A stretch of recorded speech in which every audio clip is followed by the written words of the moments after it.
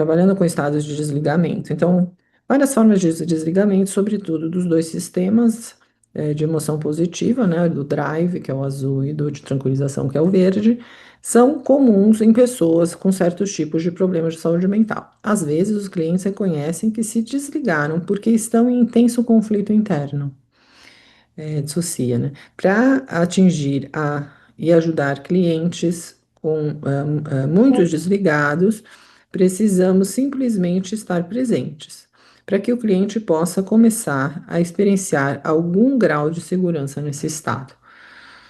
A terapia envolve conversas muito gentis em torno de experiências atuais, esperanças e desejos dos clientes e podemos nos engajar uma conexão empática, como percebo que o seu corpo está fechado para protegê-lo de alguma coisa. Ou percebo que você está se sentindo muito desconectado e em um estado de desligamento. Nosso corpo não responde assim tão rapidamente para sair do desligamento, óbvio, né? A menos que ele esteja identificando sinais de base segura e porto seguro. Isso pode ser apoiado nas formas como você usa gentilmente seu tom e seu ritmo de voz. Como mencionado, trocar o indivíduo de desligamento para tristeza pode ser uma mudança terapêutica importante. No momento apropriado, podemos fazer várias sondagens com o cliente, como percebo que seu corpo está se fechando porque há uma dor muito profunda em você. Talvez seu corpo sinta isso e seria devastador se engajar nela nesse momento. Ele está se protegendo, te protegendo de sentir isso. Seu cliente pode ou não lhe responder, mas você estabeleceu um claro marcador empático. Dependendo do seu cliente e da sua experiência clínica, você pode dar um tempo para reflexões em silêncio e então perguntar: há quanto tempo você carrega essa dor profunda, essa solidão, esses sentimentos de desconexão e anseio por conexão? Novamente, você pode ter pouca resposta e precisará aguardar por algum tempo. Como mencionado, em termos de terapia comportamental, o que pode estar na base do desligamento são conflitos de evitação de aproximação. Por exemplo, pode haver um sentimento de desconexão, solidão e anseio por conexão, mas também um grande medo da proximidade ou raiva intensa por mágoas prévias. Se você perceber isso, poderá gentilmente examinar que algumas vezes entramos em estado de desligamento porque por dentro sentimos tanta raiva que poderíamos explodir e não sabermos o que fazer. E isso pode ser muito assustador. Ou se você percebesse uma questão diferente, poderia dizer: podemos sentir raiva, podemos sentir tanta dor que, se começássemos a chorar, nunca iríamos parar e temos medo de desmoronar. Mais uma vez, precisamos de uma conectividade empática e mentalizada para tecer essas questões de formas que sejam úteis. Então, vamos lá, página 349, a mente compassiva como uma mente integradora.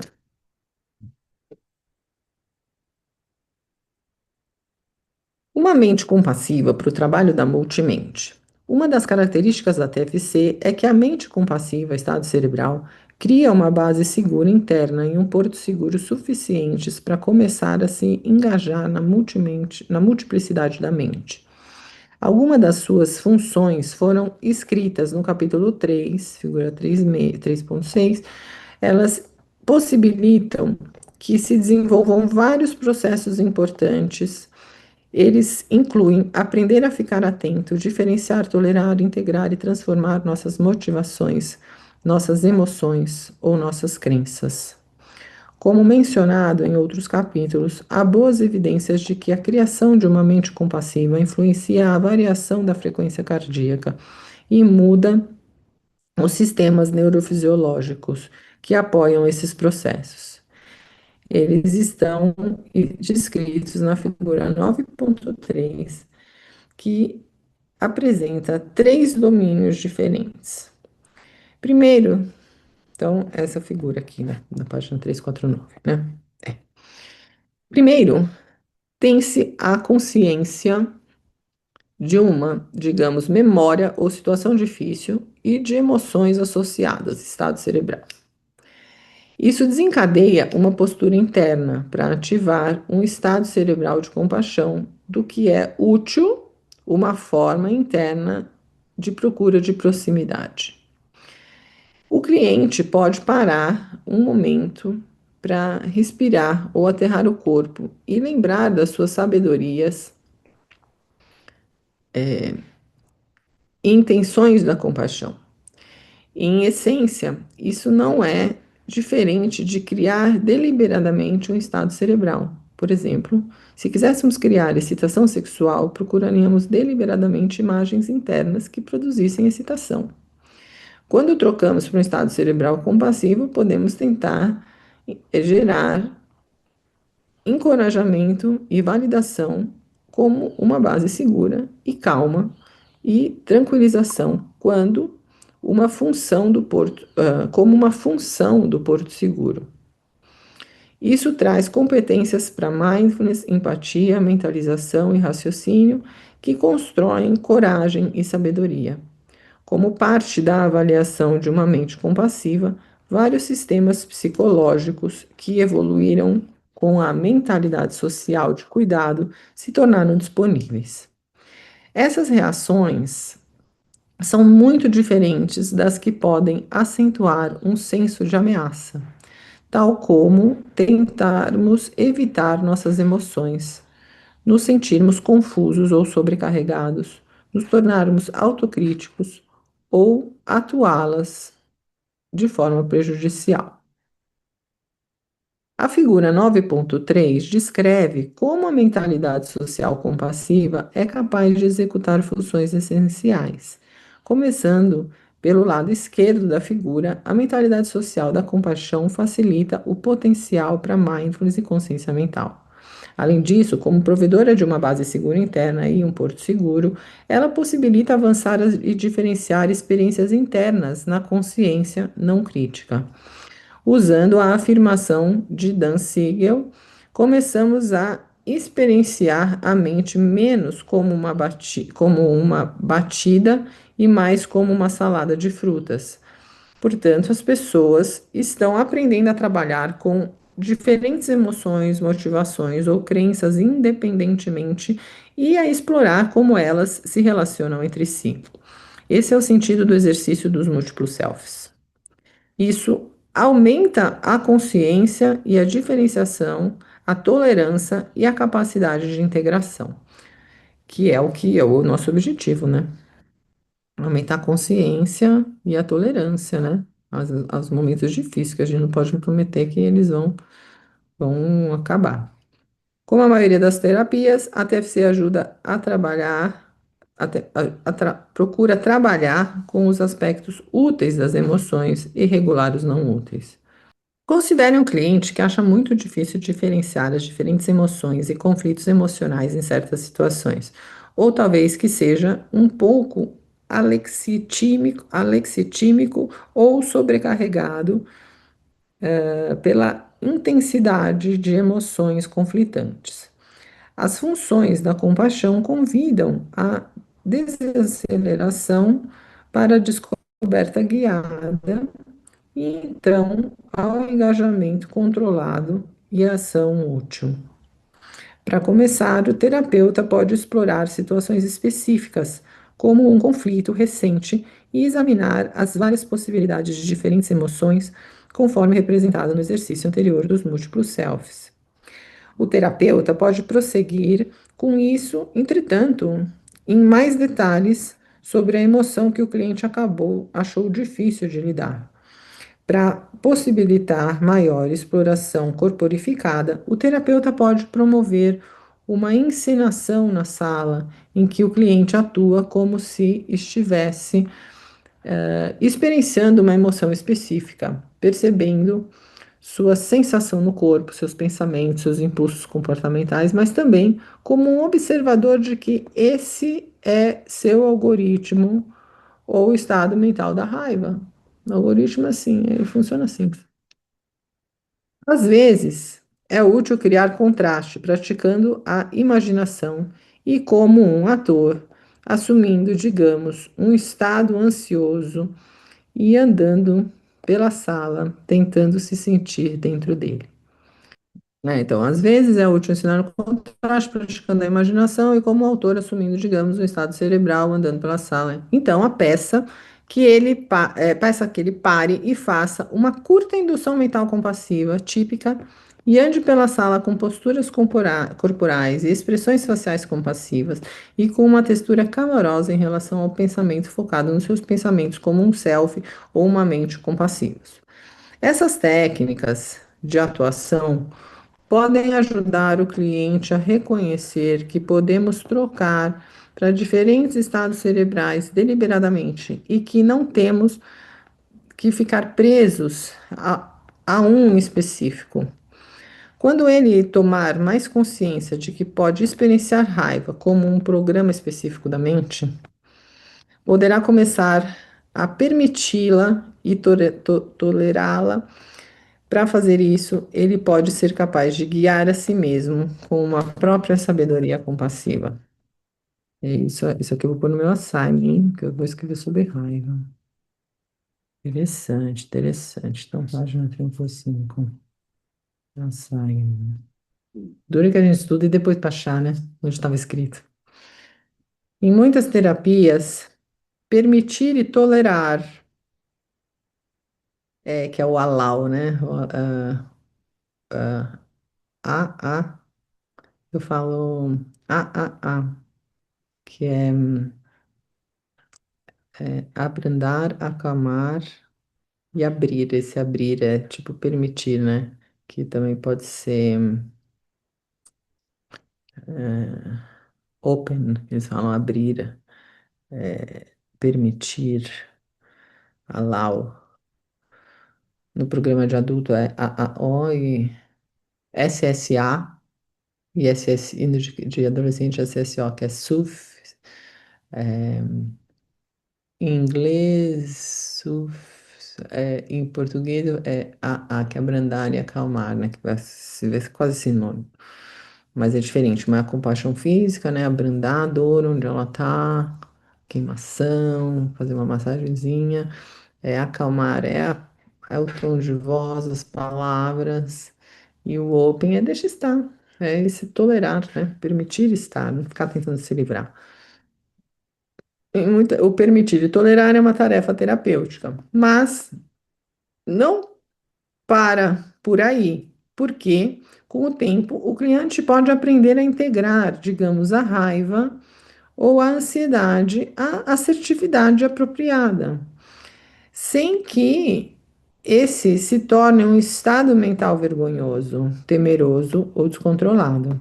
Logo, a transformação se dá quando passamos da raiva ou da inibição da ansiedade para a assertividade confiante.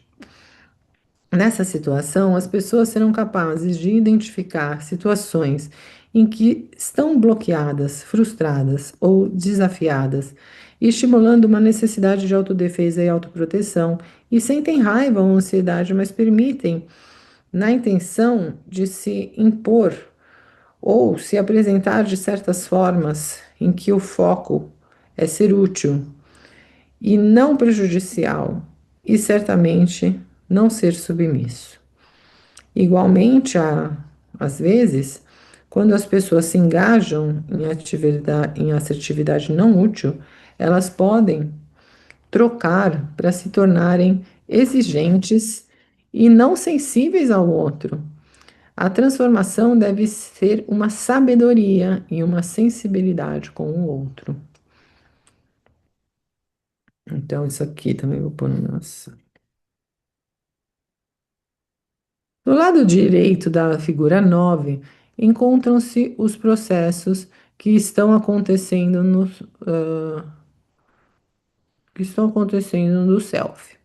Isso propicia a habilidade de se autotranquilizar, que é a habilidade de manter seus sucessos passados, suas sabedorias, suas forças e sua coragem, e não ser arrastado por uma ameaça, um viés de negatividade, desejos ou autocriticismo não úteis. Veja o capítulo 5. O campo da psicologia positiva tem, tem muito a oferecer aqui.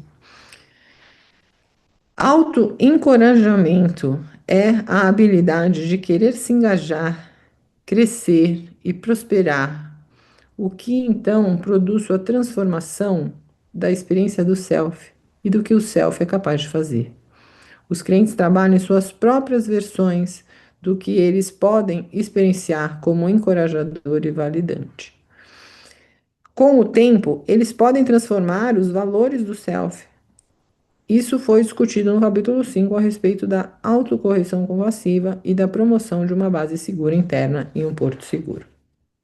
A figura 9.4, a sair da página 351, apresenta uma forma diferente de pensar sobre como as funções de uma mente compassiva podem nos ajudar a mentalizar, tolerar, validar e regular nossas emoções baseadas na ameaça.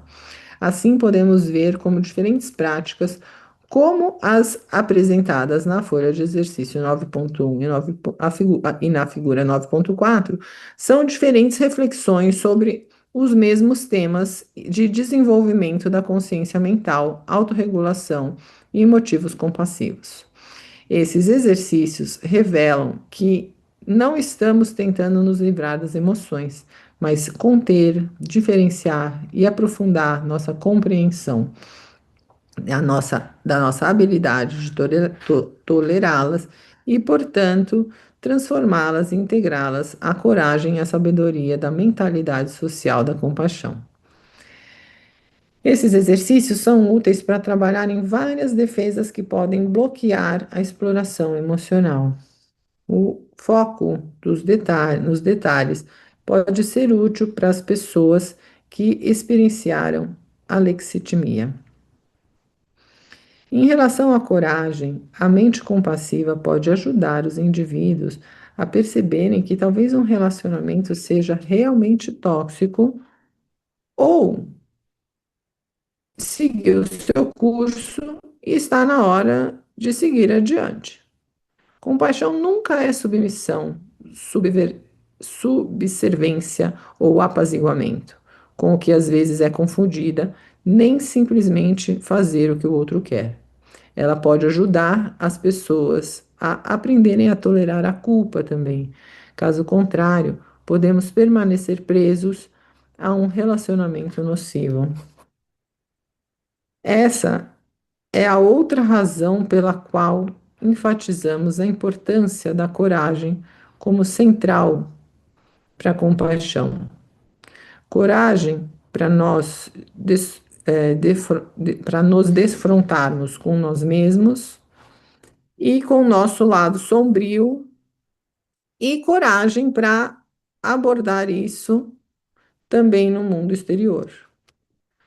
Então a gente tem que ser corajoso, né? Porque olhar para as nossas mazelas não é fácil.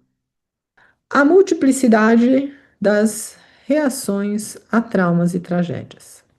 Na figura 9.5, a figura 9.5 descreve a situação de ser atingido por traumas e tragédias na vida, que podem ser devastadoras, em parte devido a texturas multifatoriais desses estados cerebrais.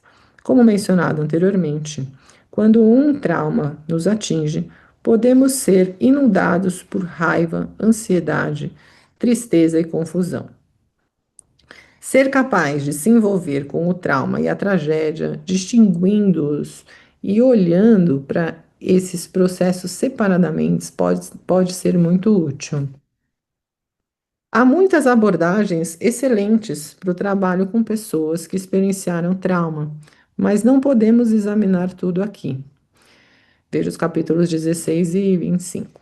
A contribuição da TFC é sugerir que, quando trabalhamos com pessoas que experienciaram traumas, como abuso, pode ser útil ajudá-las a explorar as big trees da ameaça, né? A raiva que eles sentem do abuso ou do abusador, o medo e a ansiedade que experienciaram e também a tristeza e o luto.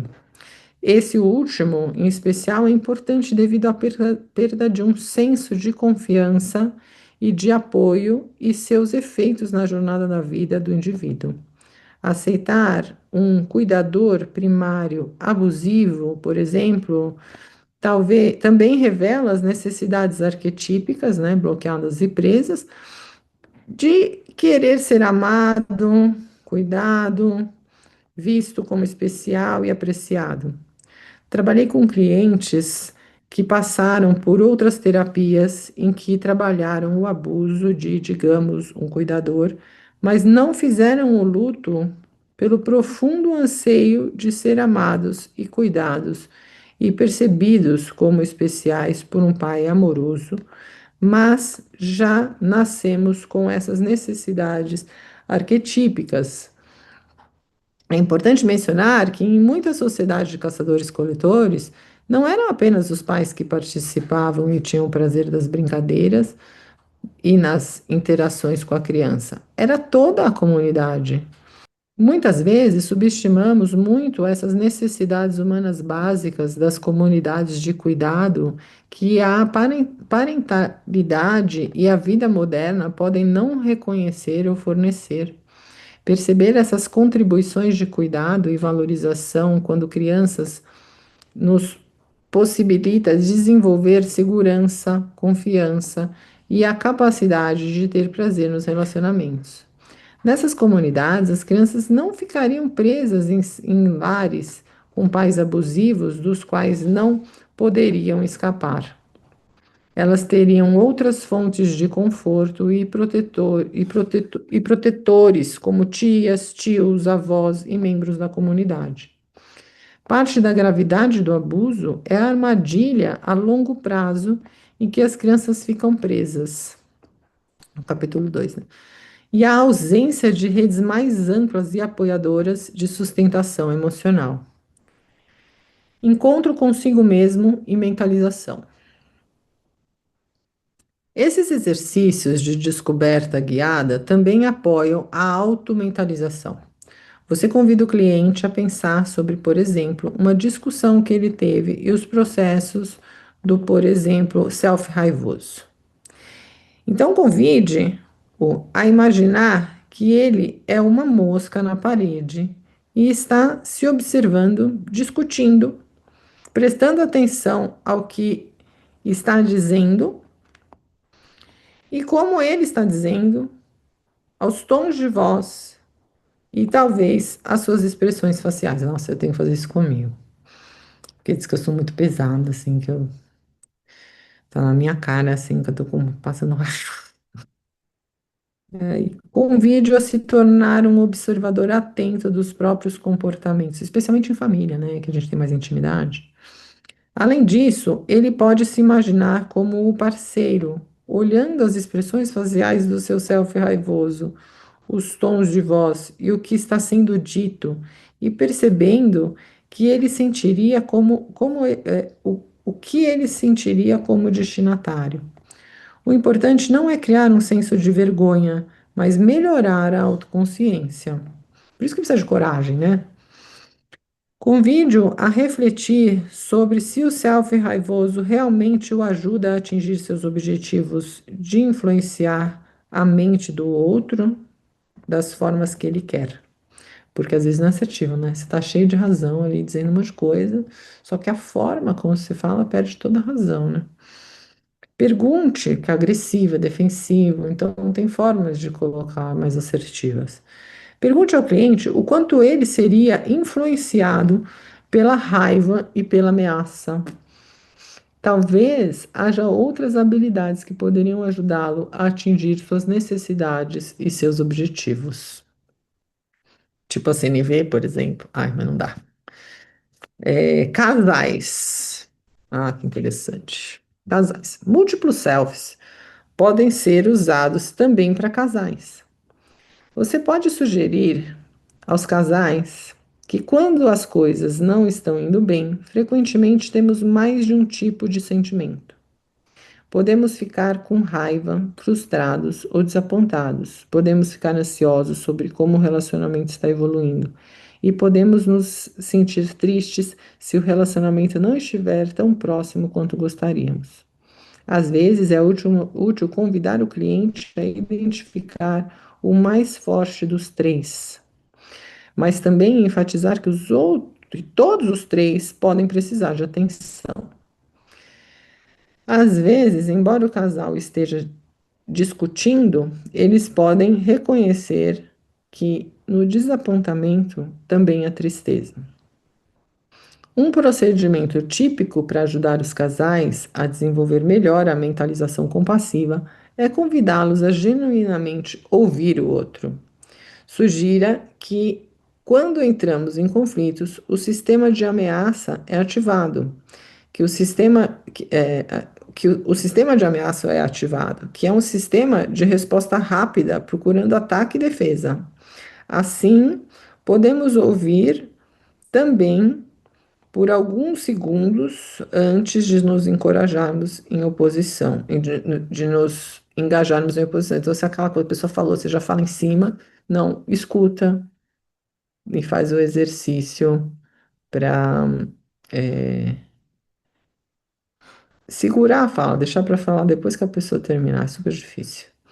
Principalmente para pessoas que não tiver, por exemplo, eu não tive base segura, Porto Seguro.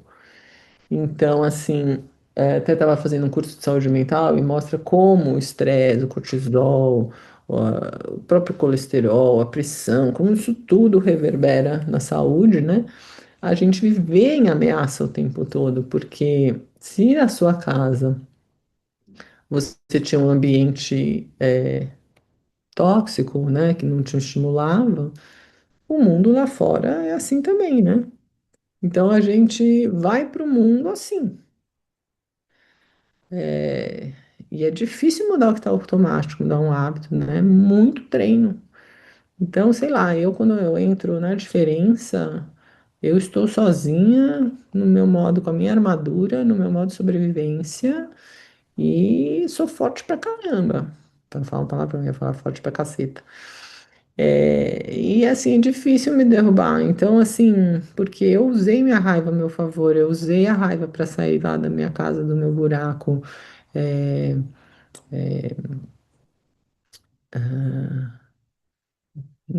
sei lá, na própria associação que eu passei, a minha raiva me fez reagir, entrar na faculdade, enfim, fazer uma outra coisa mais assertiva para mim, né, do que ficar simplesmente. Então, a minha raiva me ajudou.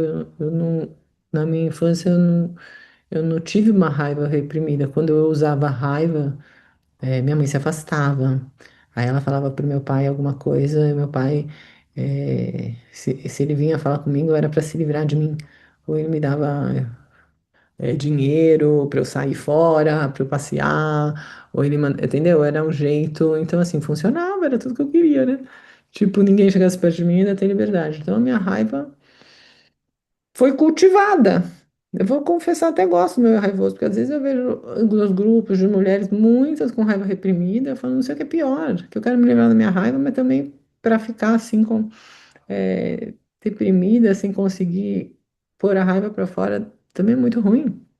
Então, esse equilíbrio, né, a gente poder, e principalmente nas relações mais próximas, né, marido, filho, uma sociedade que é sócia há muito tempo, que a pessoa já tem intimidade, que a pessoa já te conhece, que você não tem cerimônia, aí a gente, e é injusto, porque são as pessoas que mais querem seu bem e que não estão contra você, né? Eu falo isso, sou casada há 20 anos, que a gente está no mesmo barco, remando para o mesmo lugar. E muitas vezes, quando eu estou na ameaça, eu tô sozinha no barco, entendeu? Então, assim, parece que a pessoa que tá tentando me ajudar também tá contra mim e que não posso confiar em ninguém, põe todo mundo no meu saco, sabe? É horrível.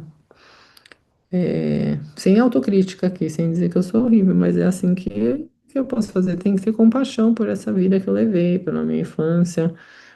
pela família que eu nasci, por tudo que eu passei. Não tenho esperança por um passado melhor, mas hoje que eu tenho esse conhecimento, posso fazer algo por isso, né? Então, é, ele fala pra gente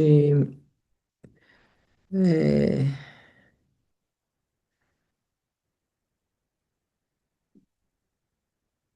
ouvir o outro quando a gente entra nessa ameaça, né? Que esse sistema de ameaça é ativado, é um sistema de resposta rápida, procurando ataque e defesa.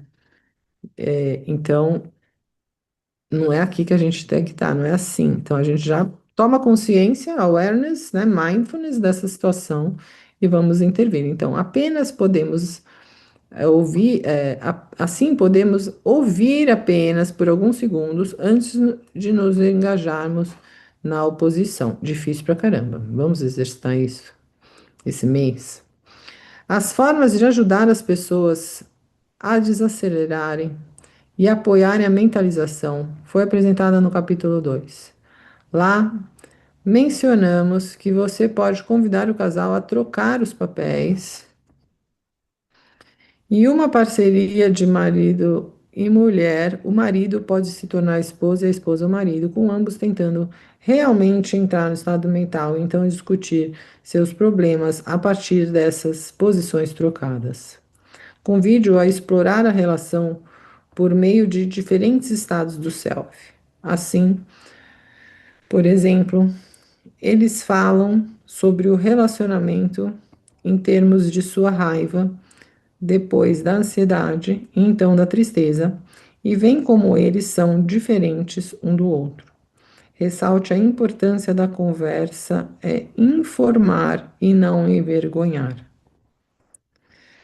Então, eles podem trocar para o self-compassivo e tentar esclarecer quais são os pontos fortes do relacionamento, as alegrias no relacionamento e como eles querem contribuir para o relacionamento e como eles gostariam de ver o relacionamento crescer. Eu pensei aqui, enquanto eu estava lendo, a gente faz isso pelo paciente, mas a nossa relação é difícil, né? Porque quando você vai terapeutizar, o marido já fala: Ah, você está querendo fazer terapia aqui comigo, né? Já que já percebe a gente, tipo, modelando a discussão. Dependendo dos seus clientes, você pode convidá-los a pensar como eles poderiam criar as funções de uma base segura e um porto seguro, um para o outro. A TFC, que legal, né? Isso é muito legal. A TFC aponta a importância de receber e dar cuidado, compaixão, bondade e, idealmente, calidez e afeição um pelo outro, como um fluxo e como responder se esse parecer interrompido. A maioria dos terapeutas de casais reforçará o fato de que os relacionamentos crescem devido à forma como são alimentados. E isso geralmente requer cuidado e atenção conscientes. Explore a linguagem de afeição que eles podem usar e o grau em que se complementam. Tenha uma mente vários estilos de relação. Tenha em mente vários estilos de relação complexos, como perseguidor e perseguido, apego ansioso e apego evitativo, estilo não empático, como dependente, e a atuação de problemas no início da vida não resolvidos. Então, isso é bem interessante.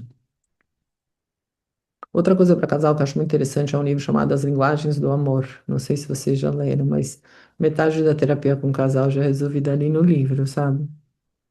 Então, essa aqui, ó, quando ele falou, explore as linguagens de afeição que eles podem usar e o grau em que se complementam. E aí eu lembrei do livro, né? Deixa eu até escrever aqui, As Linguagens do Amor. Porque às vezes a minha linguagem, por exemplo, é serviço, não é presente, não é toque, sei lá. E o que que acontece? Eu prefiro uma pia lavada para mim é mais prova de amor do que a pessoa me trazer um maço de flores e eu que faço o serviço, entendeu? Porque a minha língua, eu quando eu comunico amor, eu cuido da pessoa, eu compro o queijo que ela gosta, eu vejo assim, é, o armário tá arrumado, é um serviço que eu presto. Isso é uma forma de expressar o amor. E às vezes tem pessoas que é, não entendem isso como uma linguagem de amor. Acha que você faz e que você não é carinhosa, então você não gosta da pessoa, e não é, tem outras formas. E a gente, para entender que é amado, a gente precisa que a pessoa fale com a gente nessa linguagem.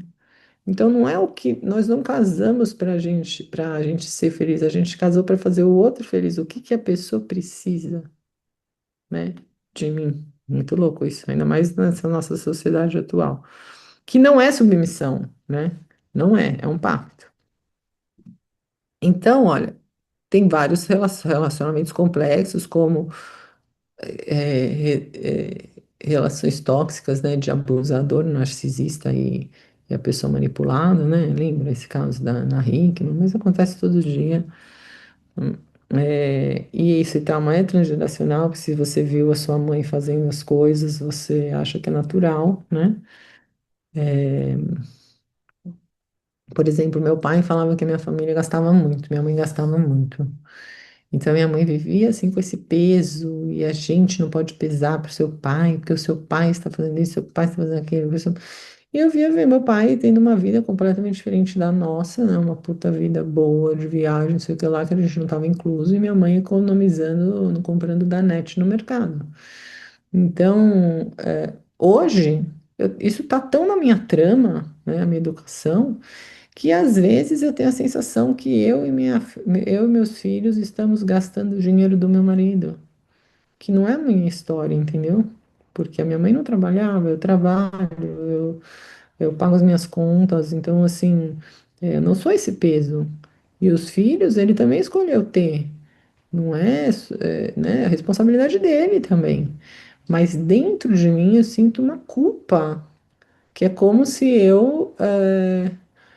os meus filhos estão gastando uma poupança que podia ser dele, entendeu? Que ele podia estar mais tranquilo hoje, que ele teve um burnout, porque a poupança acabou na pandemia, dinheiro que ele guardou a vida inteira. Eu sei o que deve ser isso, mas me sinto responsável.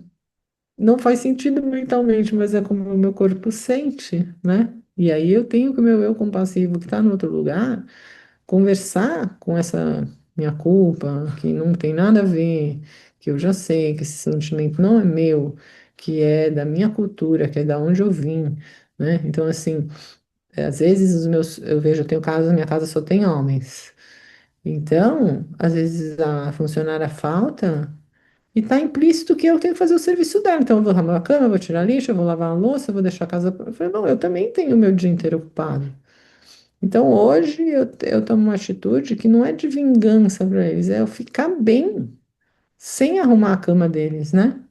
Eu não tenho tempo. Se der tempo, eu faço. Às vezes eu vou fazer isso 9 da noite. Arrumo a cama praticamente para a pessoa ir dormir de novo. Mas assim, eles saem de manhã para escola, né? Final de semana eu não arrumo mesmo, porque aí cada um pode fazer a sua. Mas especialmente meu marido, que nasceu numa casa de uma mulher super limpa, organizada, minha sogra. Então, assim, ele se sente confuso numa casa bagunçada. E eu sou super, ocupo a casa, ocupo a mesa, ocupo onde você olhar na casa tem alguma coisa minha no canto. Então eu procuro deixar mais aconchegante para ele se sentir, repor a energia dele na casa bagunçada, ele não consegue. Então mesmo que eu deixe a pia para amanhã, eu deixo uma pia organizada, não deixo lá tudo jogado, sabe? Então já deixo tudo bonitinho e tal. Mas às vezes eu não faço. E não sinto mais essa culpa porque eu sei que isso não é minha, né? Não é minha. A minha mãe fazia a gente lavar a panela antes de comer. Falei, mas eu não posso comer quente e lavar depois? Se ela entrasse na cozinha, tivesse comendo, tivesse uma panela no fogão, uma frigideira, nossa, vocês não lavam a panela. Eu falei, mas nem terminei de comer, então, porque na ordem dela era daquele jeito. Então, a gente herda, né? E eu só tenho que tomar essa consciência para não fazer a mesma coisa com meus filhos, porque quando a gente não toma consciência, a gente transmite o trauma, né? A gente repete a educação, repete a fala. repete o comportamento, e aí vai indo de geração em geração. Então, tomar essa consciência é interromper esse processo. Nada mais é essas constelações, é isso que acontece. Você toma uma consciência para parar por ali, né? Então, ele fala desses relacionamentos complexos, outro relacionamento, além de abusador e, e o manipulado, né? Apego ansioso com apego evitativo. Gente, isso aqui é um casamento terrível, porque a pessoa que tem um apego ansioso, ela precisa de conexão, ela quer ser amada, e o amor para ela foi condicionado a ser educada, a ser boa aluna, a se comportar bem, foi ameaçada, tinha chantagem, então não sabia se a mãe ia gostar, não ia gostar. Você mostra, você vai super bem no boletim, só fala da nota baixa, não fala da nota alta, um dia fala. Você não sabe como vai ser a reação, depende do humor lá da sua mãe, por exemplo. Então, ele busca por um apego seguro, alguém forte. E o apego, quem é do apego evitativo, né, o que é o distanciado, eles passam uma imagem corporal, uma postura, e de fala e de atitude, como se fosse um apego seguro, com a diferença que ele não se conecta. Não se conecta. Então, bipolar, não se conecta.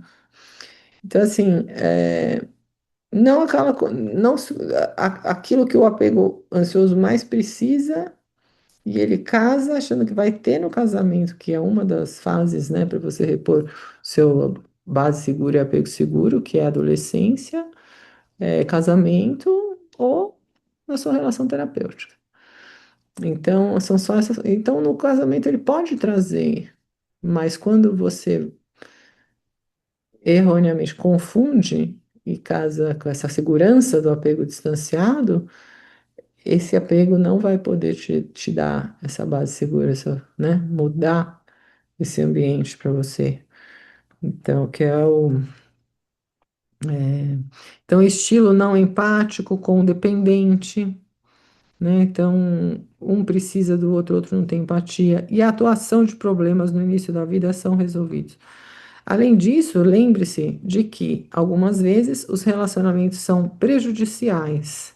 Logo, a ajuda será a separação, porque nem tudo, às vezes é isso aí mesmo, né? A gente tem que tentar de tudo para estar junto, né? Porque nas relações é onde a gente mais se conhece. Então é quase que não é desistir do outro, às vezes é desistir da gente mesmo, mas quando o outro não tá nessa pegada também, então, e é cada um por si, então o relacionamento não tem por que existir, né? Não é uma coisa social que a mulher precisa ser casada, porque senão, enfim, mas são muitas coisas. Bom, então vamos parar por aqui. Deve ir em dois vídeos, não sei como é que salvou isso aí, se é que salvou, se eu vou ter que ler de novo, mas é isso. Então, obrigada pela companhia e até a próxima.